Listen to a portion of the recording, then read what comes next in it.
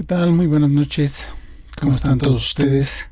Nos da mucho gusto poderlos saludar a través de estos medios, sobre todo con el interés mutuo de estudiar la palabra de Dios, de conocer más acerca de la voluntad del Señor, que para nosotros pues es un gusto, un placer, una enorme bendición podernos acercar a ustedes, poder compartir estas lecciones. Quizá en este caso sean un poco sencillas, generales, pero bueno, tienen el propósito de discipular a nuevos creyentes y pues recordarnos lo que son los fundamentos de nuestra fe a quienes ya tenemos algún tiempo en el cristianismo, en este camino de la fe, que por la gracia de Dios hemos sido salvados, hemos sido atraídos, y el Señor pues está en ese proceso de perfeccionarnos y permitirnos crecer en su gracia. Y sobre todo pues también recordar estos elementos para que si tenemos oportunidad de compartir con otros, pues también tengamos una orientación sobre qué aspectos son los importantes que debemos tocar con aquellos que por primera vez se acercan al camino de la fe. Pues bien, pues vamos a orar y así vamos a dar inicio a nuestra lección número 4 en esta noche. Dios bendito y santo, agradecemos que nos permitas estar unidos, Señor, reunidos en este canal con la finalidad de exponer tu palabra y que podamos ser iluminados, aprender, Señor, estos fundamentos de la fe o recordarlos en el caso que corresponda. Señor, te pedimos que nos ilumines, que nos des entendimiento y luz, que los podamos asimilar, tenerlos siempre presente en nuestro corazón, en nuestra mente, para vivirlos y también para poderlos compartir según sea el caso, Señor, con aquellos que aún no te conocen. Nos ponemos en tus manos, en el nombre bendito de Cristo Jesús, Señor nuestro. Amén. Bien, pues vamos entonces a nuestra lección en esta noche.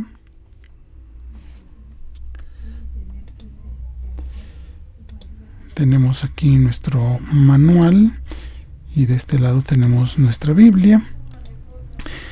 Y bueno, es la lección número 4, la persona y la obra de Jesucristo. La persona de Jesucristo, la obra de Jesucristo, esa la vamos a ver en la siguiente lección. Ahorita vamos a ver la invitación para la siguiente lección. Entonces, la persona de Jesucristo. Entonces, lo primero que nos pide el manual en esta lección es memorizar Juan capítulo 1, versículo 1 y 14. Estos textos dicen de la siguiente manera. Dice: en el principio existía el Verbo, y el Verbo estaba con Dios, y el Verbo era Dios. Y el Verbo se hizo carne, y habitó entre nosotros, y vimos su gloria, gloria como del unigénito del Padre, lleno de gracia y de verdad. Entonces es este verbo dice que existía desde el principio. Este Verbo estaba con Dios y el Verbo era Dios. Y si alguien pregunta, bueno, ¿y quién es el Verbo? ¿Por qué habla del Verbo en esta sección? Bueno, nos dice, y el Verbo se hizo carne. Entonces ahí ya entendemos, si el Verbo era Dios y ese Verbo se hizo carne, ¿de qué nos está hablando aquí Juan en su Evangelio? Pues de Jesucristo. Dice, y habitó entre nosotros y vimos su gloria, gloria como del unigénito del Padre, lleno de gracia y de verdad. Jesucristo es la revelación de Dios para con nosotros los seres humanos caídos y finitos. Él es el verbo de vida. Y bueno, el término verbo conlleva la idea de la palabra, es la palabra encarnada, la palabra de Dios. Lo que Dios había anunciado que vendría, se concretó en el tiempo establecido por Dios, ni más ni menos, y se manifestó. Y bueno, para esto, tenemos los otros evangelios donde vemos que se le anuncia a María que ella va a ser la receptora de este ser que vendrá y que será engendrado en su vientre por el poder del Espíritu Santo. Y bueno, se nos describe más acerca del nacimiento de Jesús. Eso lo podemos leer en Mateo, en Lucas, donde se describe con un poco más de detalle. Bien, Jesucristo es la figura central de toda la historia de la humanidad. Nunca ha habido nadie como él. Él fue considerado como un gran maestro, un líder religioso, un profeta, el Hijo de Dios, hasta como Dios mismo. Las declaraciones que él hizo, así como aquellas que otras personas han hecho sobre él, lo han impulsado al centro de controversias interminables a lo largo de la historia. Poncio Pilato formuló la interrogante perfectamente cuando preguntó: ¿qué haré entonces con Jesús llamado el Cristo? En Mateo 27:22. Antes de que usted pueda responder esa pregunta, usted debe primero entender quién es Jesús. Esta lección le presentará a Jesús. Bien, el primer aspecto que vamos a ver en nuestra lección es que Dios se hizo hombre. Dios se hizo hombre. Jesucristo vino al mundo en carne humana. Él voluntariamente puso a un lado el uso independiente de sus atributos divinos y tomó forma de hombre. Él era totalmente humano, un hombre en todos los sentidos, excepto que él era sin pecado.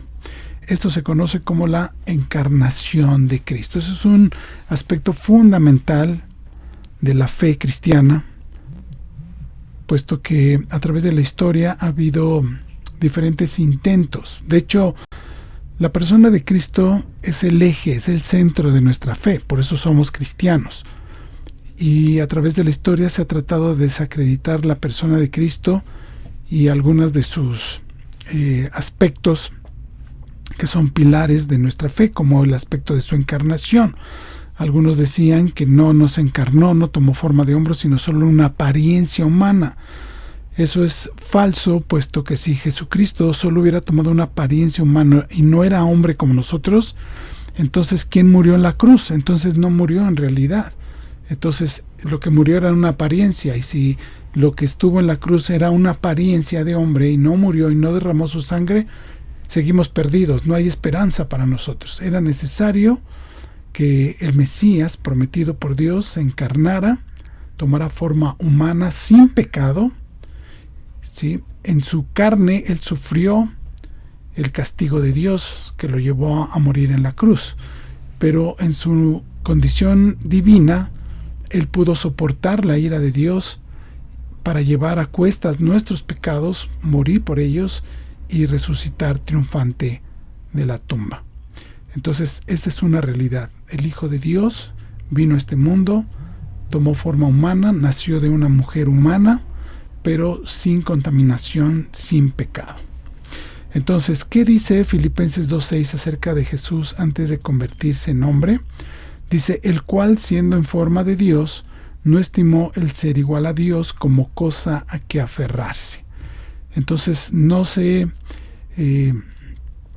tomó esa forma de Dios, siendo él Dios, no se aferró, no estimó el ser igual a Dios, mantenerse en esa condición, sino que él se despojó y vino al mundo, al vientre de María, se encarnó, se revistió de humanidad y dejó a un lado sus prerrogativas divinas. No dejó de ser Dios.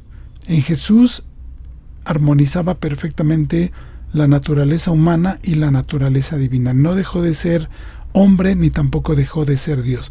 El que tomara forma humana no demeritó su condición divina, sino convivió en ambas naturalezas. Dice Filipenses 2:7, ¿qué hizo Jesús?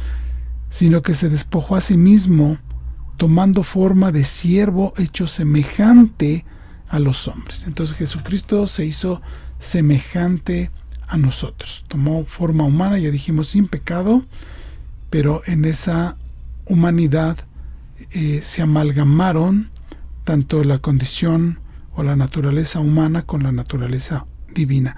Eso en teología se le llama unión hipostática, la hipostasis, o sea, esa unión perfecta donde no se pierde ninguna de los dos aspectos o de las dos naturalezas, sino que conviven y armonizan perfectamente bien.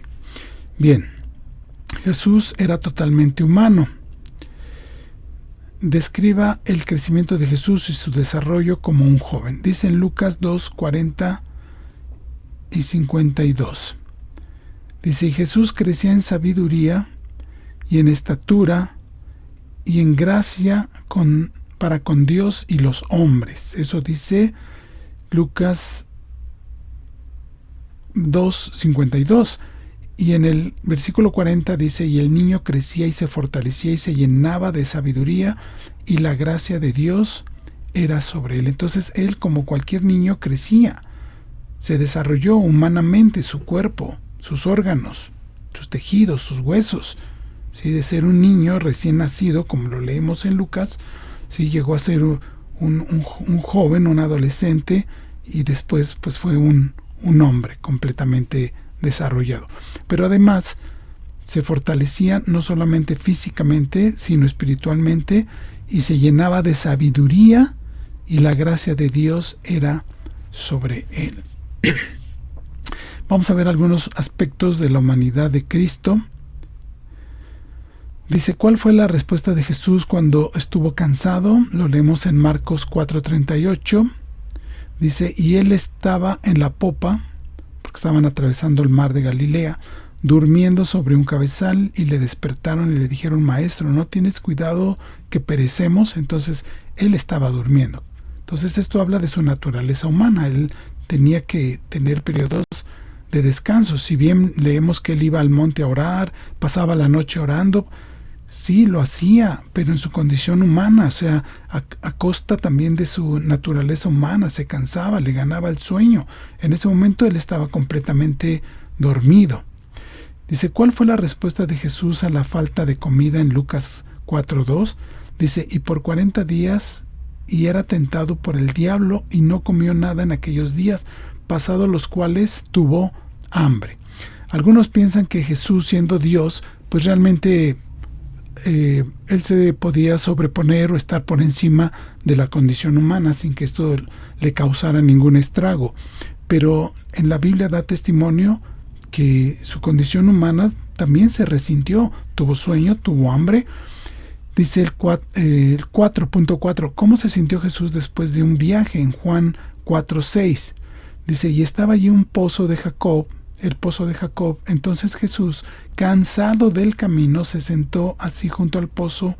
Era como la hora sexta. Y cuando viene la mujer samaritana, él le pide, dice: mujer, dame de beber. Entonces él se cansó, se sentó, pero además tenía sed, andaban en el desierto. Entonces esas son expresiones de su condición humana de Jesús. ¿Cómo reaccionó Jesús cuando estaba triste? En Juan 11:35, por la muerte de su amigo Lázaro. Dice este versículo, que es el más corto de la Biblia, dice que Jesús lloró, expresó un sentimiento plenamente humano. Jesús lloró. Dice: ¿qué dijo Jesús acerca de sí mismo? En Lucas 24:39 dice: mirad mis manos y mis pies, que yo mismo soy. Palpad y ved, porque un espíritu no tiene carne ni huesos, como veis que yo tengo. Entonces esto habla de su condición humana, de su cuerpo humano.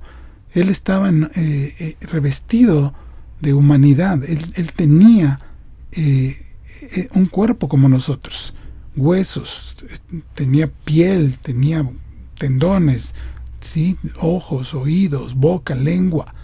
De manera que cuando estuvo en la cruz y lo traspasaron con la lanza, le abrieron el costado, porque la intención era perforar el corazón.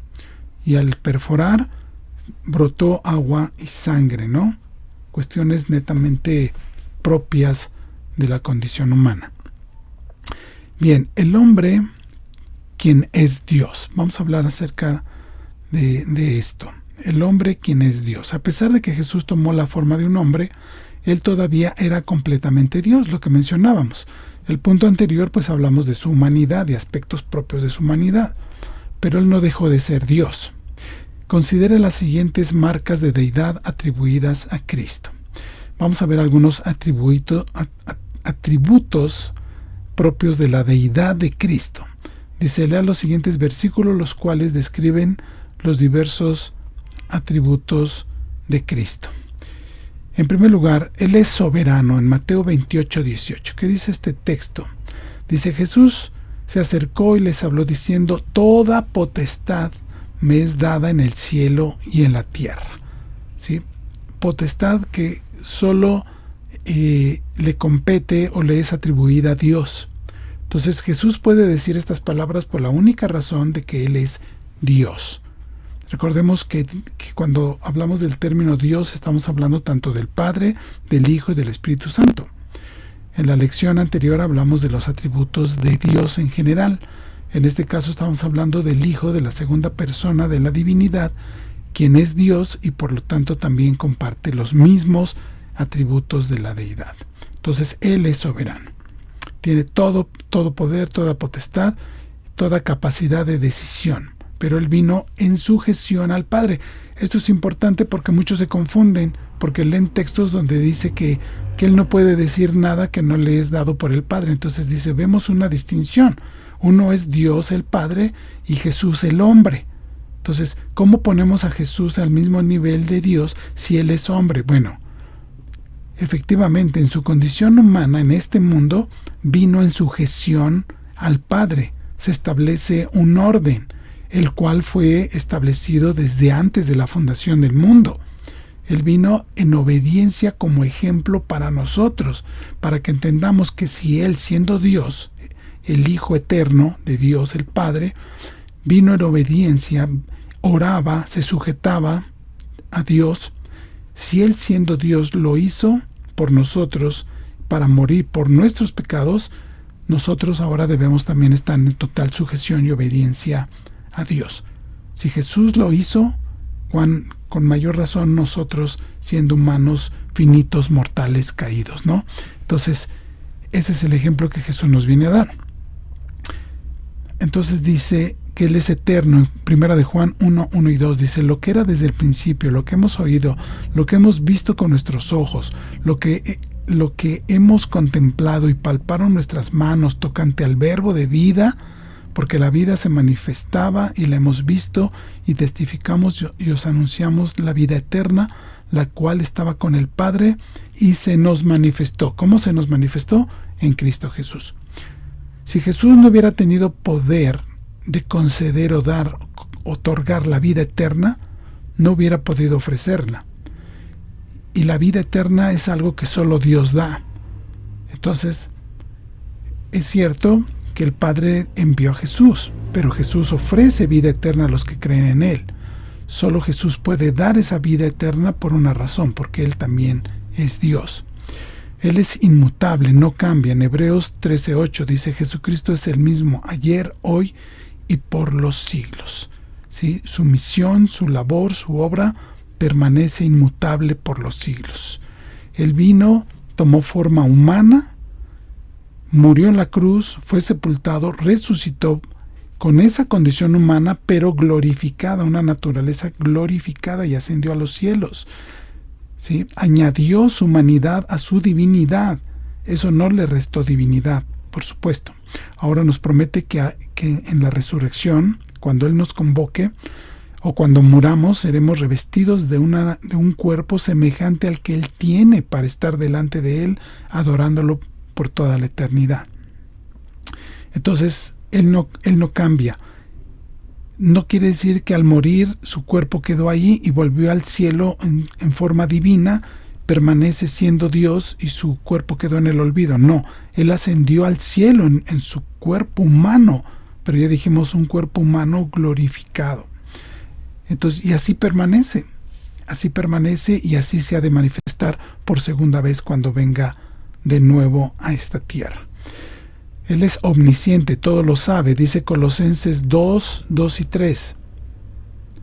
Para que sean consolados, voy a abrirlo un poco más amplio, dice, para que sean consolados sus corazones unidos en amor hasta alcanzar todas las riquezas de pleno entendimiento, a fin de conocer el misterio de Dios el Padre y de Cristo, en quien están escondidos todos los tesoros de la sabiduría y del conocimiento.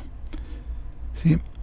Entonces, Él tiene pleno conocimiento de todas las cosas. También dice en Juan que Jesús no necesitaba que alguien le diera testimonio del hombre, porque Él sabía perfectamente lo que había en el corazón del hombre. Él es perfecto y sin pecado, dice 2 Corintios 5:21. Al que no conoció pecado, por nosotros lo hizo pecado, para que nosotros fuésemos hechos justicia de Dios en Él. Entonces, aunque era hombre, él no podía pecar. ¿Sí? Esta es la impecabilidad de Cristo, porque su naturaleza divina y su conciencia de su misión y su sujeción y su obediencia perfecta al Padre lo hacían impecable. Él no podía de ninguna manera pecar, y su naturaleza humana era única, era especial, porque no estuvo contaminada jamás por el pecado, hasta que le fue imputado. Los pecados ajenos de todos nosotros recayeron sobre él cuando él moría en la cruz. Él es santo, dice Hechos 3, 14 y 15. Mas vosotros negasteis al santo y al justo, y pedisteis que se os diese un homicida, y matasteis al autor de la vida, a quien Dios ha resucitado de los muertos, de lo cual nosotros somos testigos. Entonces, Él es el santo. Cuando el ángel Gabriel le anuncia a María que ella será la madre de este ser especial, le dice: y el santo ser que nacerá, o el santo ser que será engendrado en ella. En el original griego no lleva un pronombre, no dice el santo ser, sino lo santo, ¿sí? Lo santo, o ese ser santo completamente, es la propia santidad la que iba a ser engendrada en su vientre, de manera que Jesús jamás estuvo contaminado con el pecado. Entonces Él carga con nuestros pecados en la cruz, muere por ellos, ¿sí? Es necesario que Él pague por esos pecados ajenos, por eso muere, expira, derrama su sangre, entrega el Espíritu, y entonces muere. Pero al tercer día es resucitado. Dijo Él mismo que tenía el poder para dar su vida y para volverla a tomar. Entonces Él toma su vida, vuelve a la vida, pero ahora con un cuerpo, sí, aún con las marcas, porque los discípulos, cuando lo ven resucitado, ven las marcas, de manera que aún no lo reconocían por las lesiones físicas que aún presentaba, ¿sí? Pero ese cuerpo aún presentaba esas lesiones, de tal manera que le dice a Tomás: ven, mete tu mano en mis manos, en mi costado. Y cuando Tomás lo ve, dice: Señor mío y Dios mío, ¿sí? Entonces Él conservaba esas marcas en su cuerpo, pero ese cuerpo es transformado y asciende Jesús a los cielos. Bien. Y por último, verdad. Jesús dijo: yo soy el camino, la verdad y la vida, nadie viene al Padre sino por mí. Entonces vemos que estos atributos son los mismos atributos de Dios. Dios es soberano, eterno, inmutable, omnisciente, perfecto, sin pecado, sin relación con el pecado, es santo y es la fuente de toda verdad. Y estos mismos atributos se atribuyen o son cualidades propias también de Jesucristo, aún en su condición humana al venir a este mundo. Entonces, Cristo demostró su poder, omnipotencia en su ministerio terrenal de las siguientes maneras.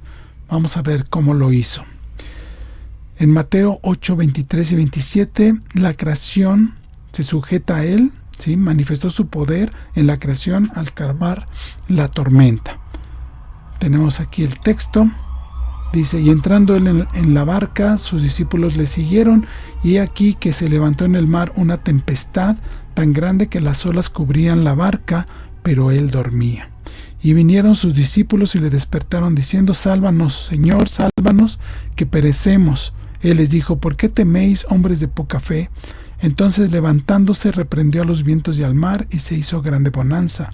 Y los hombres se maravillaron diciendo: ¿qué hombre es este que aun los vientos y el mar le obedecen? Entonces, al reprender a los vientos, Jesús demostró su omnipotencia, su poder sobre la creación al calmar la tormenta. También demostró su poder sobre enfermedades y dolencias.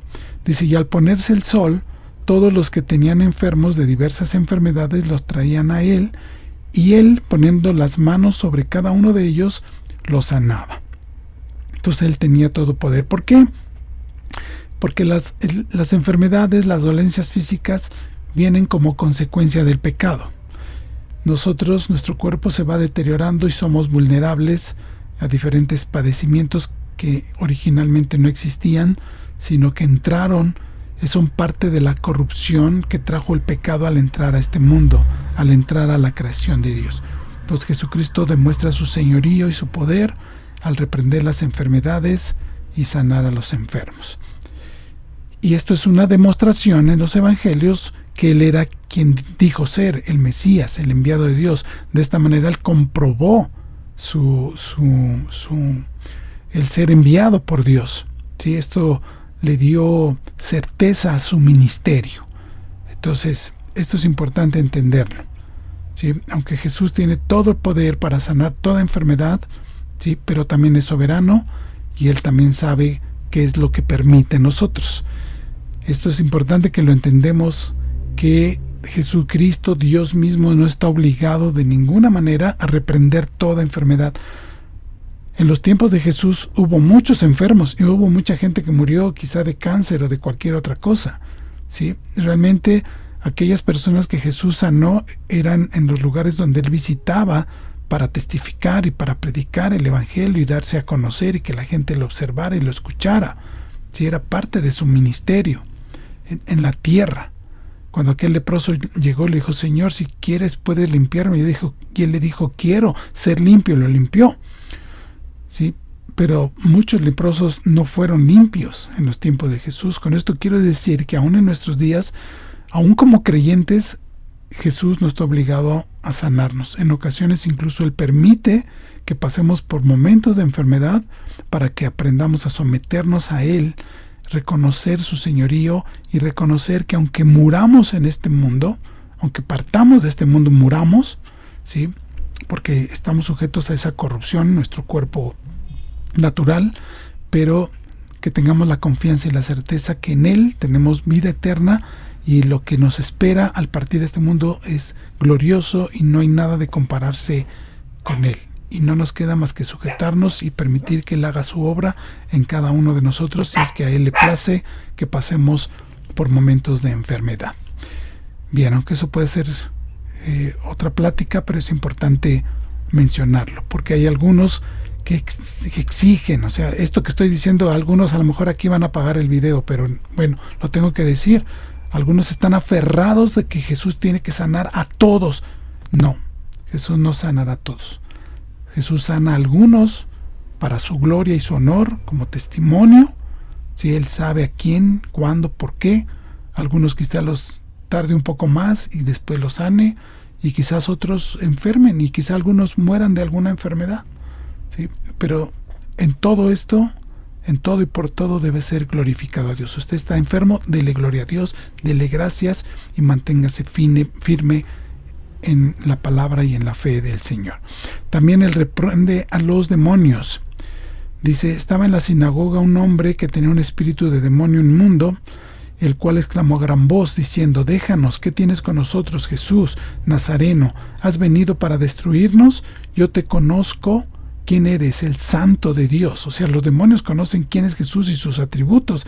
Ellos reconocen que tiene todo el poder, tiene todo el juicio, tiene toda la autoridad, ¿sí? Y que es santo, completamente sin relación con el pecado. Jesús le reprendió diciendo: cállate y sal de él. Entonces el demonio, derribándole en medio de ellos, salió de él y no le hizo daño alguno. Y estaban todos maravillados y hablaban unos a otros diciendo: ¿qué palabra es esta que con autoridad y poder manda a los espíritus inmundos y salen? Se dan cuenta que es la misma pregunta que hicieron cuando estaban en la barca. Dice: ¿quién es este que reprende a los vientos y se calman? Y aquí dicen: ¿quién es este que reprende a los demonios y salen? Eran evidencias de su autoridad y evidencias de que él era el Mesías, el Hijo de Dios, y que con esa misma autoridad venía a pagar por nuestros pecados al morir en la cruz. Y tenía poder también, obviamente, sobre la muerte. Dice: y habiendo dicho esto, clamó a gran voz: Lázaro, ven fuera.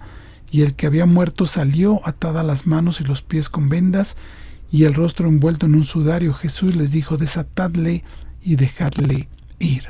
Entonces Jesús muestra su poder en estas cuatro cosas: en la creación, ante enfermedades y dolencias, demonios y muerte.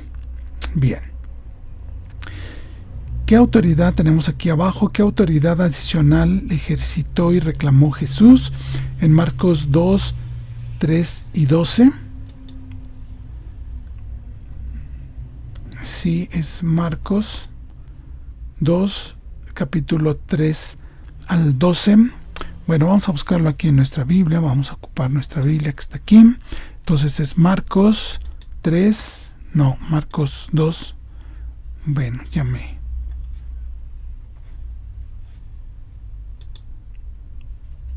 ahí estamos, Marcos 2, del versículo 3 al 12. Entonces lo tenemos aquí. Ahí lo pintamos de azul y vamos a irlo recorriendo poco a poco. Dice: entonces vinieron a él unos trayendo un paralítico que era cargado por 4, y como no podían acercarse a él a causa de la multitud, descubrieron el techo donde estaba, y haciendo una abertura bajaron el lecho en que yacía el paralítico. Al ver Jesús la fe de ellos, dijo al paralítico: hijo, tus pecados te son perdonados. Estaban allí sentados algunos de los escribas, los cuales cavilaban en sus corazones. Dice: ¿por qué habla este así? Blasfemias dice. ¿Quién puede perdonar pecados sino solo Dios? Conociendo luego Jesús en su espíritu que cavilaban de esta manera dentro de sí mismos, les dijo: ¿por qué caviláis así en vuestros corazones? ¿Qué es más fácil decir al paralítico: tus pecados te son perdonados, o decirle: levántate, toma tu lecho y anda? Pues para que sepáis que el Hijo del Hombre tiene potestad en la tierra para perdonar pecados, dijo al paralítico: a ti te digo, levántate, toma tu lecho y vete a tu casa. Entonces él se levantó enseguida y tomando su lecho salió de delante de todos, de manera que todos se asombraron y glorificaron a Dios diciendo: nunca hemos visto tal cosa. ¿Sí? Entonces, ¿qué autoridad adicional ejercitó y reclamó Jesús? Bueno, especialmente en el versículo 10, dice: pues para que sepáis que el Hijo del Hombre tiene potestad en la tierra para perdonar pecados, dijo al paralítico: toma tu lecho y vete a tu casa. Pero entonces Jesús tenía autoridad, ¿para qué? No solo para sanar, sino para perdonar pecados. Eso es lo más importante. Podemos aún mantenernos enfermos, pero si hemos creído en Jesús, lo hemos confesado como Señor y Salvador, sabemos que Él nos perdona nuestros pecados, y esto es lo más importante, porque esto es lo que nos garantiza que al morir tenemos un lugar preparado por Él en los cielos. Él lo dijo en Juan 14, dice: aquí voy a preparar lugar para que donde yo estoy, vosotros también estéis. Dice: no se turbe vuestro corazón, ni tenga miedo. Entonces, esa es la certeza que tenemos. En el mundo tendremos aflicción, pero debemos confiar en Él, porque Él ha vencido al mundo y todo lo que hay en este mundo, incluso el pecado. Bien, de acuerdo a Marcos 2:7, ¿quién es el único que puede perdonar pecados? Dijeron los fariseos: ¿por qué habla este así? Blasfemias dice. ¿Quién puede perdonar pecados sino solo Dios? Puesto que Jesús tenía la autoridad para perdonar pecados y solo Dios puede perdonar pecados, entonces ¿qué concluimos acerca de Jesús? ¿Quién es Jesús? Pues Jesús es Dios también, parte de la Santísima Trinidad. Bien, esto es muy importante. Ok, vamos a pasar a otro aspecto. Dice: títulos de la deidad. En Mateo 1:23 es llamado Emmanuel, Dios con nosotros. Dice: he aquí una virgen concebirá y dará a luz un hijo, y llamará su nombre Emmanuel, que quiere decir Dios con nosotros, o Dios entre nosotros. En Filipenses 2, del 10 y 11, se le llama Señor. Esto lleva la connotación de ser el soberano. Dice: para que en el nombre de Jesús se doble toda rodilla de los que están en los cielos y en la tierra y debajo de la tierra, y toda lengua confiese que Jesucristo es ¿quién? El Señor. Un título que solo se le da a Dios. Dice: para gloria de Dios Padre. ¿Sí? Entonces, es Jesús viniendo en carne, porque es de lo que está hablando aquí Filipenses 2. Vino Jesús en carne, se despojó de su deidad, tomó forma de siervo, y en condición de siervo se humilló hasta la muerte y muerte de cruz. Entonces estaba haciendo referencia aquí Pablo al ministerio de Jesús en los evangelios, que vino y murió, pero Dios le ha dado esta autoridad para que todos confiesen que Él es el Señor, para la gloria de Dios Padre, a quien Jesús vino a revelar y con quien nos vino a reconciliar. Eso es muy importante. En Juan 8:58 se revela como el yo soy, que es un título reservado únicamente para Dios.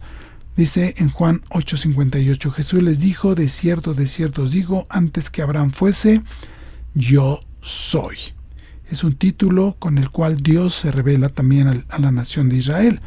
Dice Éxodo 3:14, y respondió Dios a Moisés, yo soy el que soy, y dijo, así dirás a los hijos de Israel, yo soy, me envió a vosotros. La única explicación es que Jesús también es Dios. Es lógico,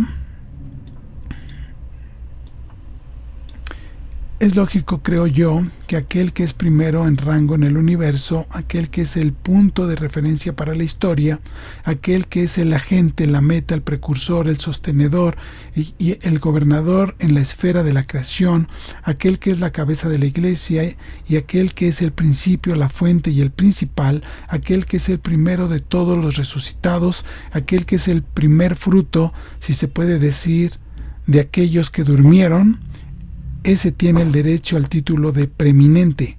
¿No le parece?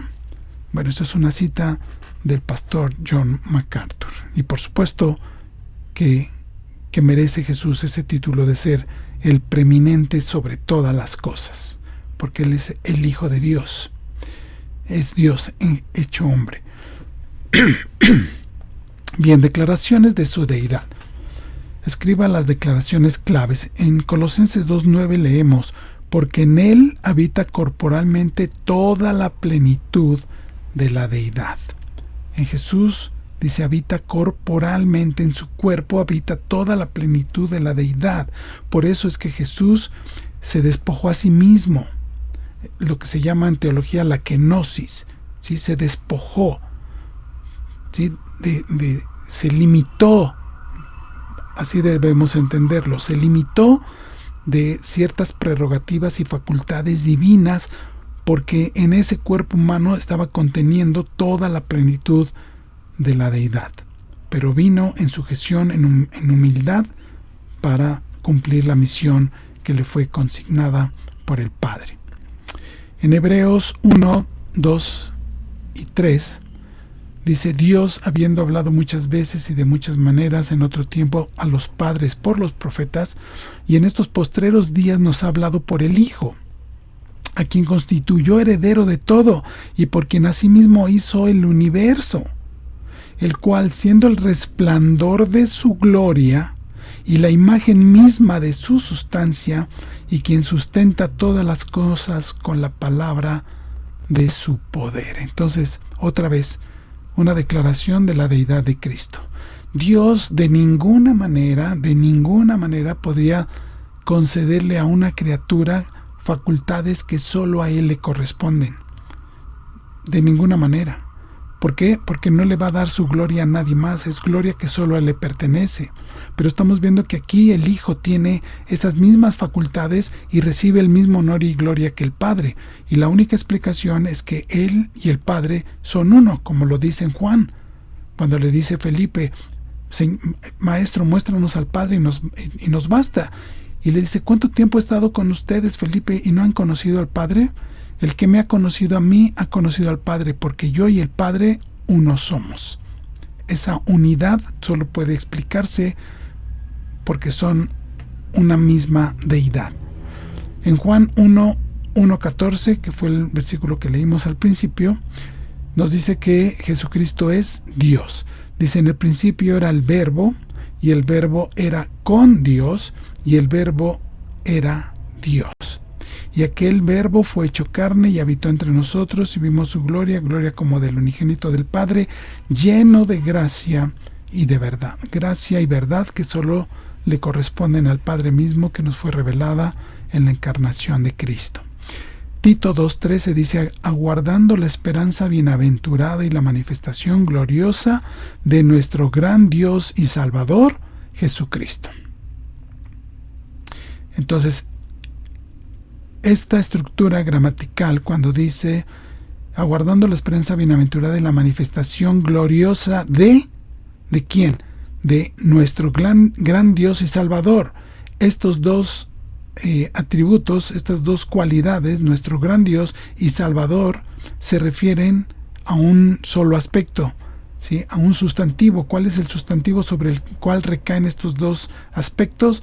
Sobre Jesucristo. Entonces Jesucristo es nuestro gran Dios y Jesucristo es nuestro gran Salvador, porque este gran, ¿sí?, este atributo se atribuye, valga la redundancia, tanto a Dios y Salvador, y recaen sobre el sustantivo que es Jesucristo.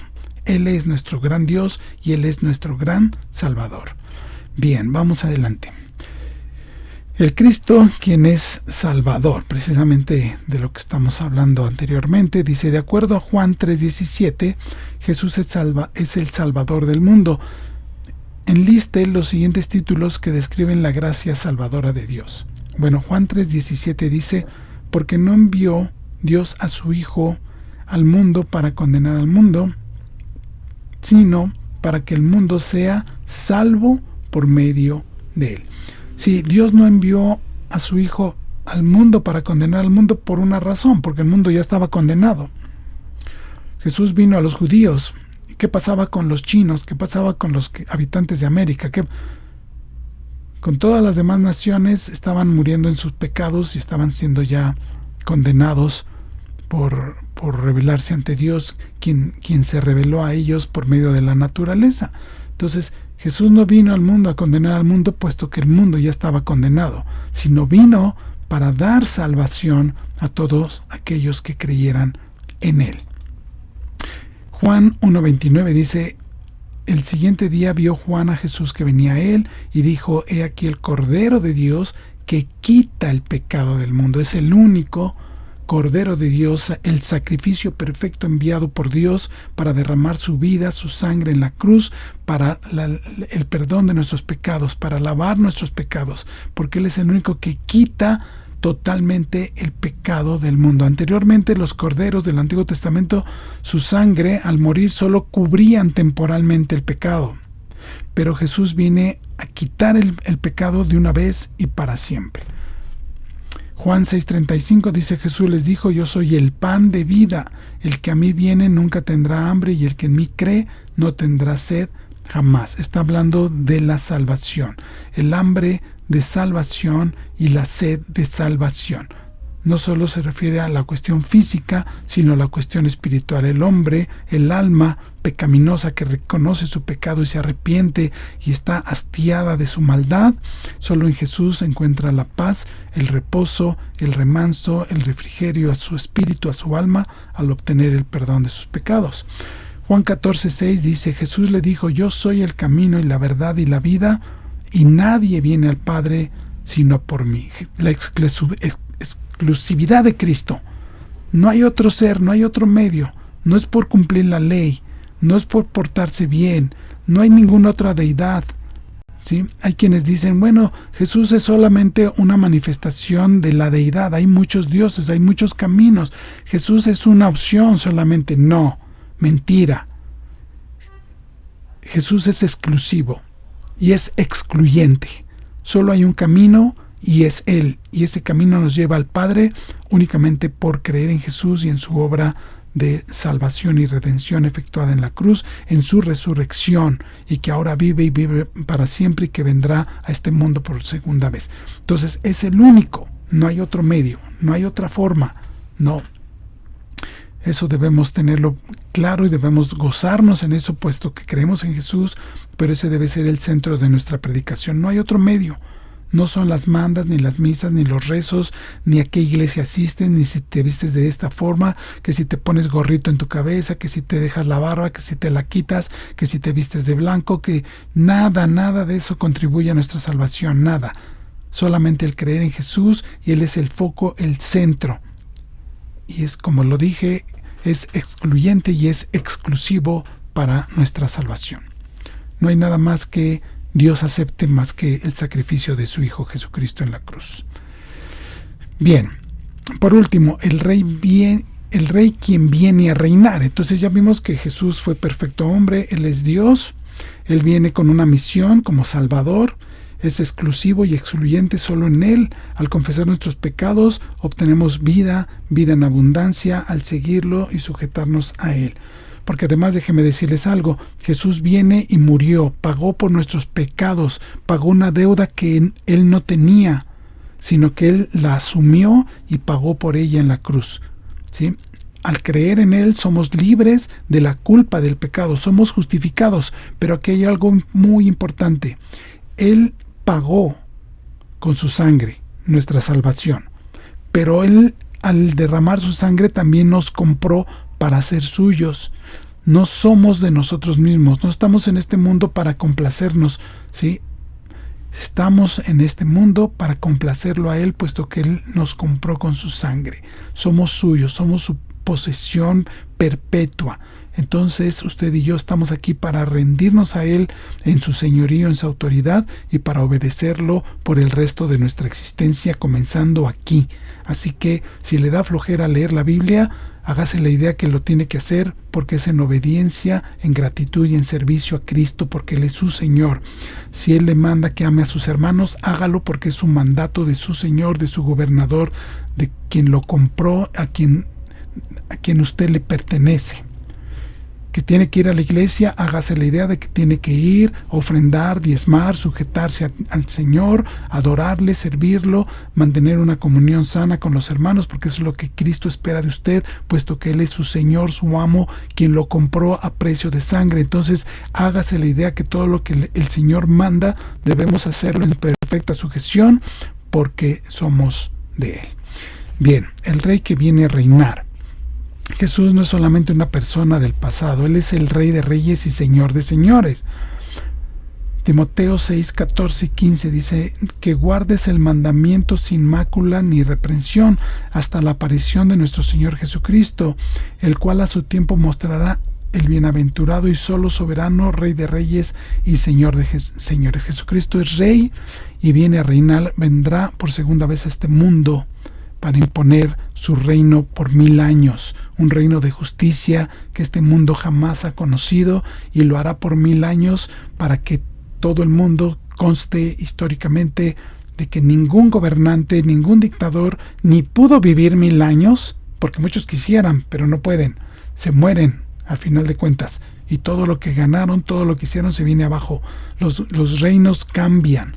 Hay sucesión de reinos, de gobiernos. Nadie es para siempre, aunque le pongan su nombre a las calles. Pero Jesucristo vendrá a reinar por 1000 años y será un reino de justicia, de paz. Vendrá a poner orden en el caos, en la ecología, en la economía, en cuestiones de población. Todo Jesucristo lo pondrá en orden perfecto sobre este mundo. Dice, de acuerdo a Daniel 7:14, que 3 cosas han sido dadas a Cristo. Dice, y le fue dado dominio, gloria y reino. Dominio, gloria y reino para siempre. Para que todos los pueblos, naciones y lenguas le sirvieran. Su dominio es dominio eterno que nunca pasará, y su reino es uno que no será jamás destruido. ¿Qué le dijo Jesús a sus seguidores en Mateo 25, 31 y 32? Vamos a leerlo de este lado. Mateo 25, 31 y 32. Dice así. Aquí lo tenemos. Cuando el Hijo del Hombre venga en su gloria y todos los santos ángeles con él, entonces se sentará en su trono de gloria y serán reunidas delante de él todas las naciones, y apartará los unos de los otros, como aparta el pastor las ovejas de los cabritos. Entonces él viene a imponer su gobierno sobre esta tierra, pero a hacer distinción. Así como el pastor separa a las ovejas de los cabritos, él separará a los que son suyos y los que no son, y serán apartados. Así las ovejas serán apartadas para él para siempre, y los que no son de su rebaño serán apartados de su presencia también para siempre. Cuando Cristo ascendió a los cielos 40 días luego de la resurrección, ¿qué se le dijo a los apóstoles? En Hechos 1:11 dice, los cuales también les dijeron unos varones, unos ángeles que descendieron, los cuales también les dijeron, varones Galileos, ¿por qué estáis mirando al cielo? Este mismo Jesús que ha sido tomado de vosotros al cielo, así vendrá como le habéis visto, así vendrá como le habéis visto ir al cielo. Eso es lo que esperamos. Jesús vendrá por segunda vez con sus ángeles a este mundo a imponer su autoridad, su gobierno, y someterá a todas las naciones debajo de sus pies. Dice, describe el regreso de Jesucristo. Esto lo leemos en 2 Tesalonicenses 1, del 7 al 10. Dice, y a vosotros que sois atribulados, daros reposo con nosotros cuando se manifieste el Señor Jesús desde el cielo con los ángeles de su poder. Es similar a lo que leímos en este pasaje, en el pasaje de Mateo 25, que tengo aquí a la izquierda de su pantalla. Desde el cielo con los ángeles de su poder, en llama de fuego. ¿Sí? Fuego, o sea, esto habla de juicio. El fuego habla de juicio en la Biblia, ¿sí? Para dar retribución a los que no conocieron a Dios, tanto por su creación como por la manifestación de su Hijo al venir a este mundo, ni obedecen al Evangelio de nuestro Señor Jesucristo por la predicación del Evangelio, por nosotros, la iglesia. Usted tiene que predicarle a la gente, ¿sí? Es obra de Dios el que esa persona se convierta o no. Se convertirá, será salvo y será parte del rebaño y del pueblo de Dios para siempre. Si se rebela y no reconoce a Dios ni a Jesús, ni se somete, ni reconoce sus pecados, entonces morirá por la exposición. El Evangelio será el argumento para su juicio eterno, puesto que escuchó el Evangelio y se resistió y se rebeló ante Dios y no quiso saber nada acerca de esto. Dice, los cuales sufrirán pena de eterna perdición, excluidos de la presencia del Señor y de la gloria de su poder. Y cuando vengan aquel día para ser glorificado en sus santos, cuando venga otra vez a este mundo, y ser admirado en todos los que creyeron, por cuanto nuestro testimonio ha sido creído entre vosotros. ¿Sí? Jesucristo viene y viene pronto, es inminente su regreso. ¿Será mañana? No lo sabemos, pero deberemos vivir como si lo fuera, como si fuera esta misma noche. Debemos vivir así delante de Él, con temor y reverencia, sabiendo que Él nos salvó, nos compró con su sangre, somos suyos, y vendrá, nos tomará, nos gozaremos con Él, pero también le daremos cuenta de qué hicimos cuando le recibimos, con la fe que nos dio, con este Evangelio, qué hicimos, cómo dimos testimonio, a quienes les testificamos con nuestros hechos y nuestras palabras acerca de su obra gloriosa. Por último, aplicación. Cristo es Dios, Cristo es Salvador y Cristo es el Rey y el gobernante eterno. A la luz de esto, ¿cómo puede prepararse mejor para su segunda venida? En 2 de Pedro 3:14 nos dice lo siguiente: por lo cual, oh amados, estando en espera de estas cosas, procurad con diligencia ser hallados por Él sin mancha e irreprensibles en paz. Entonces debemos tener esa idea de esforzarnos. Cuando dice la Biblia procurad, no es pues si se te ocurre o si puedes, pues procura hacerlo. Nosotros tenemos esa idea de esta palabra procurad, así como intentar. Pero en el contexto bíblico, procurad es un mandato, es hazlo. O sea, obsérvalo, sé diligente, ¿sí? Mantente en estas cosas, porque esto es lo que agrada al Señor.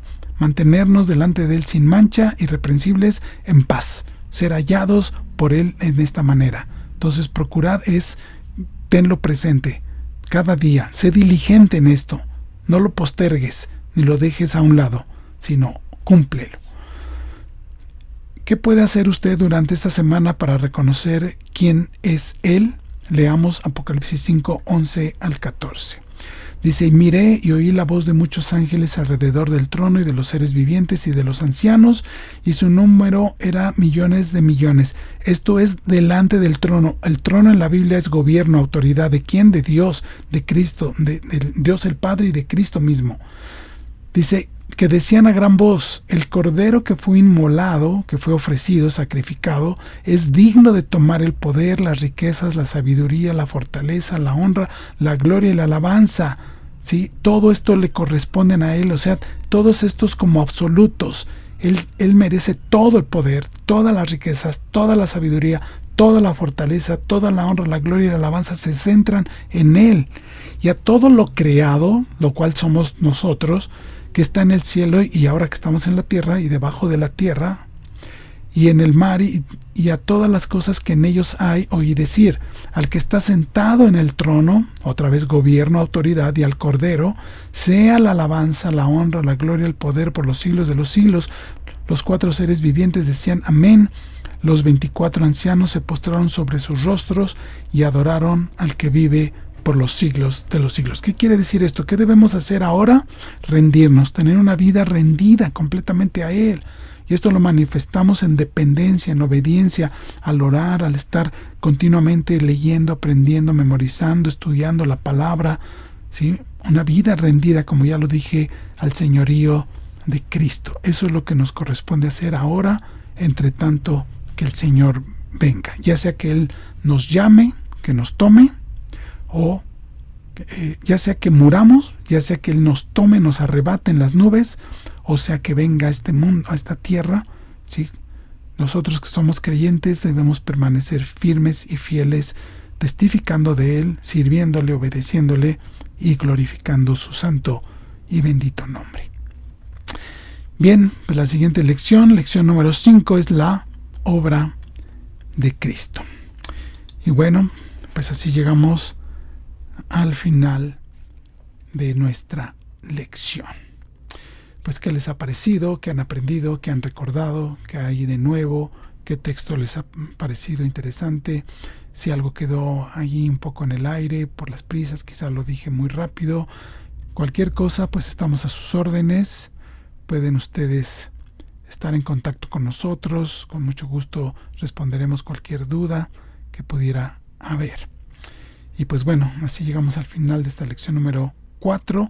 Y pues la invitación es que nos acompañen la próxima semana, si Dios lo permite, a la lección número 5, que es la obra de Cristo. La obra de Cristo al venir a este mundo y particularmente al morir, ser sepultado y resucitar de entre los muertos.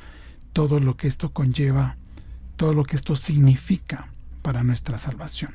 ¿Sí? Entonces, fundamentos de la fe, lección número 5, la obra de Cristo. Pues bien, así llegamos al final, no sin antes agradecer su compañía, su atención, y pues vamos a hacer una oración para culminar. Bendito Dios, gracias por permitirnos revisar estos aspectos tan fundamentales para nuestra fe. Gracias por estos medios, por este tiempo, que estos principios queden arraigados en nuestro corazón, en nuestra mente, y que los recordemos siempre, Señor, al ir a tu bendita palabra.